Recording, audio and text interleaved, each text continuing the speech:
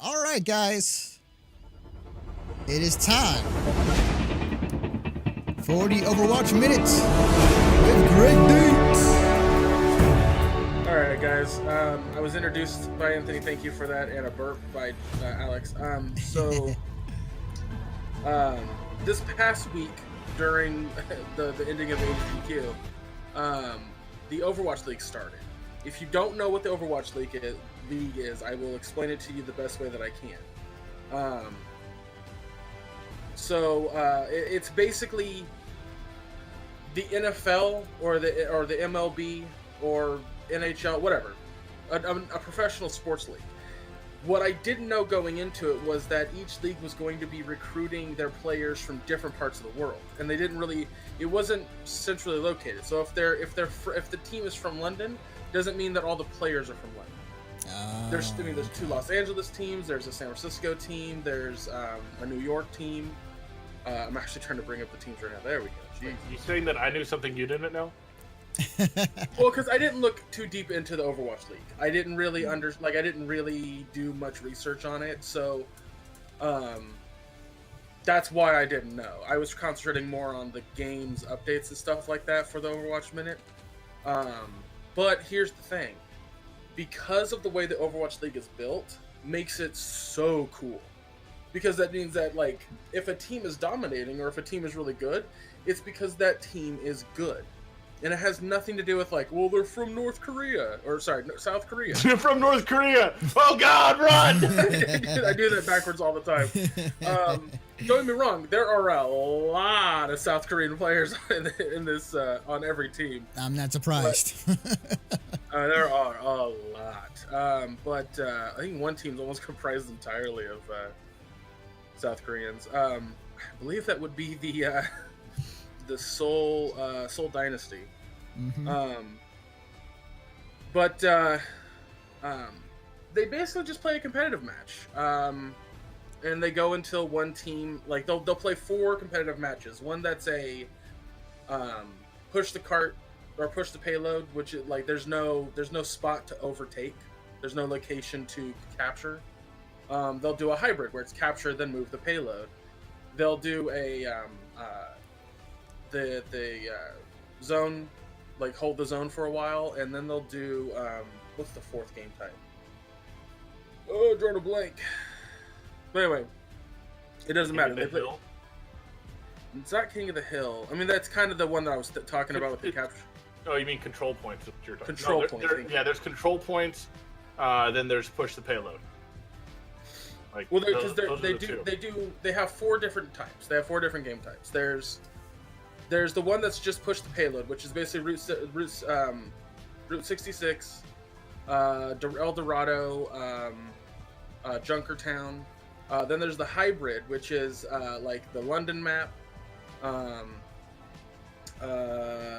Numbani, and that's capture the point, then move the payload.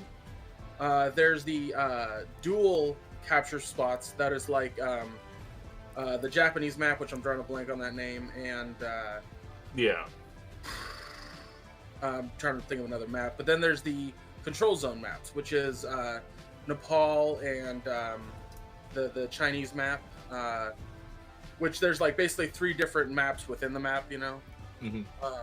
And what they'll do is they'll play each one overall, no matter what. Even if one team wins 3 of them, they'll still play the 4th one. The reason being is that a lot of the kills and stats that go into that could lead up to tiebreakers, so they don't actually have to have a tiebreaker match. Okay, I was about to ask that too. So okay. So there are 4 stages. Each stage has 5 weeks. So stage 1, this was week 1. Week 5 will end. Let's see. I'm trying to bring it up. Will end on the 10th.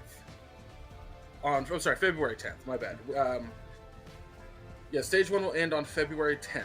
However, there are 2 title matches. So basically, the 4 best teams will then go against each other, and I don't think it's a mini bracket, so I think there are 2 winners. If there aren't 2 winners, it's like those 2 then go against each other, because the prize pool is $125,000 US. Cool.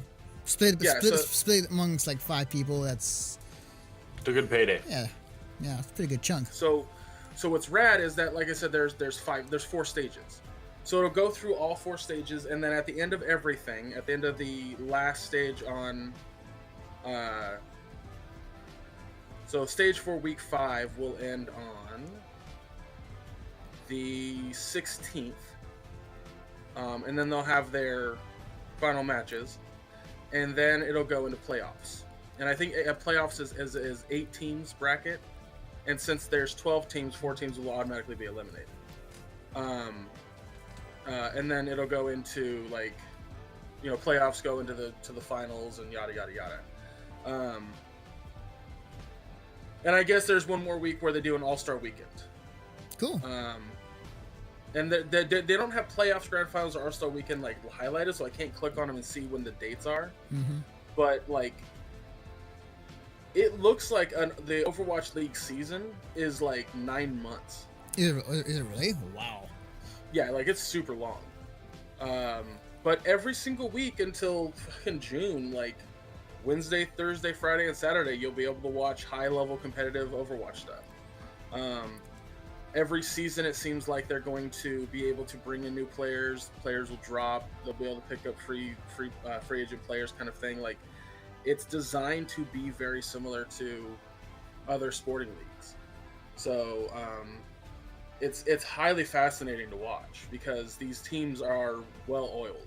Mm-hmm. They know each other inside and out. They know where each other are, and what makes one team better than the other is simply how well oiled. Yeah, definitely. Especially with that first set that I watched between the San Francisco Shockers and Just Shock. Yeah, the first time. And the LA, what are they called? Valiants? So there's the Los Angeles Gladiators, the Shanghai Dragons, Los Angeles Valiant, San Francisco Shock, Seoul Dynasty, Dallas Fuel, Houston Outlaws, Philadelphia Fusion, Florida Mayhem, London Spitfire, New York Excelsior, and Boston Uprising. So my question is, when it comes to these like international teams, are they bringing them over to the to the arena to play? Yes, they're all playing at the Blizzard Arena. Oh wow! And every last one of them. That's crazy. They're basically living there for the remainder of the season. Oh, I don't cool. know if they fly home on the days that they're not, but Probably, on the days that they're not, they're probably practicing, much like a regular football team. Wow. They're probably living in the Irvine area right now. It's Right. unlikely that they're going to be flying back and forth internationally. That's too much money, let's be honest. Mhm. Right. Agreed. But did you hear about the Blizzard employee nicknamed API? Mhm. Okay, so if you've watched any of these, like if you go to the actual arena, above those spectators, there's actually like this big halo, and that halo fills up with the right color for the team that's winning it. Like, so you can track objectives with it, right? Mhm. Apparently, according to like all of the employees there, that's controlled by a person, not a computer. So there's somebody somewhere in that stadium watching the game and meticulously updating this fucking light fill so that we can make sure we have the correct tracking on it. Mm. And they've nicknamed him API. That's actually really cool. I didn't know about that. Yep. Wow. I will say on top of that, like the presentation of the event itself is really well done. It is super good. Yeah, they make it hype as hell. I'll drop a link to that article about API in the chat. Awesome. Yeah, it's really well done. I love the presentation. It's super clean. I love the where it's at. Yeah. It's awesome. Like it's. I was talking to a friend the other day, Anthony. On that note, like making it as cool as it is and presenting all the teams in the fashion that they are, is going to, account for a lot of money to be made by Blizzard, because not only can you get the skin colors of your favorite team on your favorite characters in Overwatch, like I already have the purple skin for Lucio and Mercy, and I haven't spent a dime. They'll give you, I think 100 for every, after every week. They'll give you enough to get a skin for a character after every week. Oh, gotcha. Okay. But also, you can go to their website and actually buy sporting gear. Yeah. Or sports gear that look, like for the actually wear. Like it's insane. Plus, when you have they had over 100. I think they had over 300,000 people watching on day one. Oh yeah, they had a crap ton of people watching on day one, which was insane. I popped in to check it out too, so Well, let's be honest though, that's not surprising. Have you seen the numbers that say League of Legends polls? Right. It's not surprising that they got a bunch of people watching at this point. Yeah. What would be more surprising is if they didn't. Yeah. Yeah. The thing about it though too is that this is kind of I won't say that it's something that Blizzard embarking, but I feel like it's also in a way kind of how is this going to look like? Could this potentially be something for other games or future esports, other games that may enact the same thing? So it was very much we're all watching to see what happens, and it's by far the best presentation I've seen so far for a competitive league sort of thing in video games. Agreed. Yeah. I don't know if I agree with that 100%. Just because I've followed League of Legends competitively for a long time. They're literally the forerunners on this. Nobody else had a setup like this until Riot came along. True. Blizzard has based a lot of what they're doing right now off of the formula that Riot developed. True. Where they have the teams from a different region. They have the teams individually coming in. They are going to be in the same area. They have their own studio. All of this is basically what Riot did with League of Legends first. Well, yeah. Don't get me wrong. I think Evo does something very similar too. What I'm more so getting at is how for me it's presented, because it there's something special about it. There's something that normally I wouldn't watch this. Normally I wouldn't care, but there was something about it that really attracted to me and made me want to sit there and watch it all 4 days. Mm-hmm. Whereas League of Legends didn't really do that. Evo does it, but only with the final people. So I don't know. Maybe it's because of my love of Overwatch. I think that's what it is, because I have very little interest in actually watching this myself personally. I mean, Overwatch is kind of fun to dick around with with my buddies, but I've never once gotten into the competitive side. I've never had any interest in the competitive side. So I think it's just one of those things of if you are really into Overwatch, you're really into the competitive, you're going to fucking love this. If you're not, maybe it's something to watch and you got nothing else. If anything, people might treat it like the World Cup soccer, or tune in only when the World Cup happens. Yeah. So it might be that kind of I might also be a little bit jaded, honestly, because I've watched Blizzard, quite honestly, fuck up a lot of esports level stuff that they could do. Mm-hmm. Other than StarCraft, which was not run by Blizzard whatsoever, anytime Blizzard runs an esport, they drive it into the ground because they don't know what the fuck they're doing. So we'll see what happens. Hopefully they've learned their lesson, but who knows? Mm-hmm. Well, that's one of the cool things. One of the things that maybe I haven't seen it before. Maybe this is the first time, and it's now being brought to light to me. But I've never seen it done in a way where it's like a professional sports league, where each there's a team that's represented by a city, and they have players from all around the world. Oh no, that's definitely new. You're right. That is new for Blizzard. That's very new. Yes. Well, is that new in the competitive gaming scene as a whole? Yes. Well, yeah, kind of, because I know because the one thing I want to throw in there is that this is the first time we've seen actual sports investors actually take an interest into in these sports. Again, false. Nope. You actually have had them investing in League of Legends for quite some time now. Yeah, I wouldn't. Fox. Echo Fox is actually owned by somebody who is I think he actually used to be a pro basketball player. Yep, Rick Fox. Yeah. Yeah. So it's not the first time that somebody from a traditional sports professional level has ever gotten involved in this. Right. To me, it was just, and I might be just misinformed, but correct me if I'm wrong, but in Overwatch League, there are not just multiple aspects of some of these sports investors. But there's a whole slew of them from different countries or different. There definitely states. is, but part of the reason for that was because of the entry price to be able to have a team by Blizzard. Yeah, that's true. They're the only people who could afford it. Yeah. Like, this is one of those ones you're not going to see it like the League of Legends style, where it's like, oh, well, you know, we have these guys who fought their way up from the very dregs of fucking, you know, nothing to be able to come in and play. This is going to be handpicked only. You're never going to see anybody that's not outside of a select few, most likely, other than, you know, maybe up and coming ones. But you're not going to see a team emerge, you know, victorious on the top of the heap to be able to go to pro. Right, definitely. You might see individual players in that category, like but you'll see them, like, you know, they got to the top of the rankings and they were scouted, just like you would see it in, like, you know, if they were scouting somebody for, like, the NFL. But You're not going to see an entire team emerge and be like, hey, we're the best that you have to offer, and we're coming in and we're going to prove that we're better than everybody that's currently there. No, you're absolutely correct on that. You will not see. Yeah, I'm a little bit sad about that, honestly. Like, it would be nice to be able to see that, and I think that's a really unique twist that Riot has on their version of this type of league.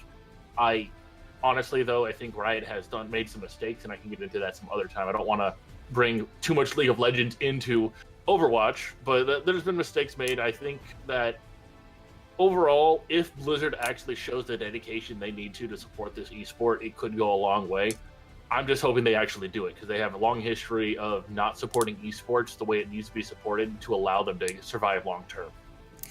Yeah, we'll definitely see in the future. I mean, for a lot of us, like, just watching, you know, we're all just kind of wondering how it is going to turn out and what exactly is going to become of this. It's going to be something that's going to be a one and done deal, or is going to be something more long term in the future.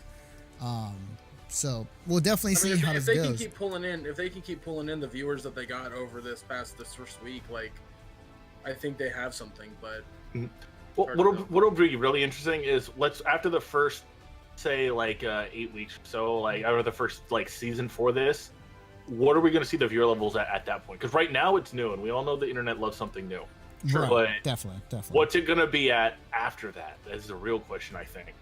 Can this sustain the numbers that they can have, or a happy medium? So, yeah, that's more so. That's exactly what I was getting at. Was like, is it? Because, like I said, there's 4 weeks, there's 4 stages. Each stage has 5 weeks, so that's 20 weeks before we even get to the playoffs. Yeah, there's a lot. Yep, it's a lot. Yeah, definitely. What's really interesting too is they have a way on the website for you to follow a specific team and get notifications via email or your phone when that team starts to play.